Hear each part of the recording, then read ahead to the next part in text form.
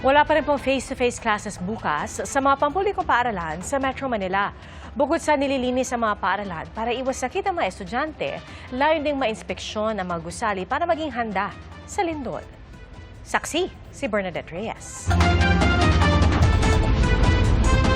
Walang face-to-face classes ngayong araw ang mga anak ni Army Joy Banataw kasunod ng utos ng Department of Education NCR dahil sa tumataas na kaso ng influenza-like illnesses o mga sakit na pangtrangkaso ang sintomas. Maraming lumiliban ng classes, gawa ng may mga sipon. Nagva-vitamins kasi yung mga anak ko, kaya somehow yung immunity nila.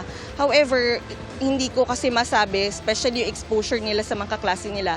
And knowing na commuter kasi yung dalawa kong anak, hindi lang sa school yung pwedeng maging transmission ng mga sakit. Pabor naman daw siya sa utos pero iba pa rin daw ang face-to-face. Online sila, nami-meet nila yung mga students nila, pero iba pa rin yung face-to-face po, yung kanilang interaction.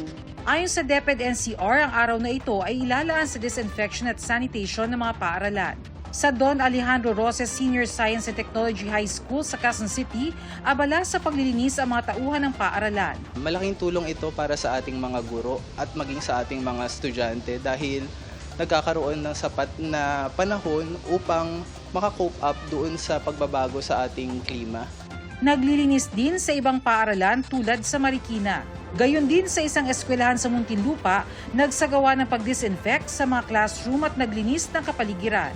Ayon sa Department of Health, edad 5 hanggang 14 na taong gulang ang karamihan ng mga kaso ng influenza-like illnesses. Kaya naman mahalaga raw na hindi napapasukin sa paaralan ng isang bata kung merong sintomas, gaya ng ubo, sipon at lagnat para hindi na kumalat ang sakit. Pag may ganyang suspension, hindi naman automatic na merong kaala-alarman na nangyayari. Ayon sa DOH, kabilang sa 3 pangunahing dahilan ng pagtaas ng influenza-like illnesses ang sintomas ng rhinovirus o common cold. Mas mababa naman sa ngayon ang bilang ng influenza-like illnesses kumpara sa parehong panahon nung nakaraang taon. Pero inaasang darami pa ito mula Nobyembre hanggang Pebrero. Yung pagbabago ng temperatura na yon ay nagiging dahilan rin para ang ating mga lalamunan ay maging makati kasi nagiging tuyo yung hangin. Lalo na ngayon no, na natapos na si habagat at papasok na si amihan. Payo ng DOH magsuot ng face mask, regular na maghugas ng kamay at alagaan ng katawan. Mas importante yung hygiene at ang mga estudyante na meron nararamdaman, kapag meron pong nararamdaman, huwag na hong papasukin. Sa parehong utos ng DepEd, isasabay na rin sa face-to-face class suspension ang inspeksyon sa mga gusali para matiyak na matibay sa gitna ng sunod-sunod na lindol sa ibang rehiyon. Tinatanggal namin yung mga hazard sa bawat classroom. Kinukulayan din namin yung mga nag-fade ng mga arrows namin for evacuation. At magdi-disinfect din po kami. Nakikita namin ay safe naman po gamitin ng mga mag-aaral ang bawat building po ng ating paaralan. Para sa GMA Integrated News, ako si Bernadette Reyes, ang inyong saksi. Inaasang haharap bukas sa Independent Commission for Infrastructure si dating House Speaker Martin Romualdez.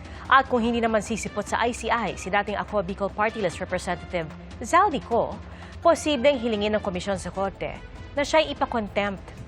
Saksi, si Joseph Moro. Wala pa ring pasabi si dating Ako Bicol Party List Representative Zaldi Co kung harap siya bukas sa Independent Commission for Infrastructure o ICI. Nasa ibang bansa umano si Co na dating chairman ng House Committee on Appropriations at itinuturong nasa likod ng questionabling insertion sa 2025 budget. Kung hindi siya sisipot sa ICI, magpepetisyon ng komisyon sa Regional Trial Court o RTC para i-cite in contempt si Co. That's a process because as I mentioned before, there's no contempt powers by the ICI. So the process there is pupunta kami sa korte. Kung aaprubahan ng Regional Trial Court ang petisyon ng ICI, ay maglalabas ito ng arrest warrant laban kay Co. Binigyan ng ICI ang sarili nito ng hanggang sa susunod na 3 linggo para makapaghain ng tinatayang 15 reklamo sa Ombudsman. Nakapanumpa na bilang Special Advisor ng Komisyon si dating PNP Chief General Rodolfo Asurin. Pero gaya ng pinalitan niyang si Baguio City Mayor Benjamin Magalong, hindi magsisilbi si Asurin bilang investigator.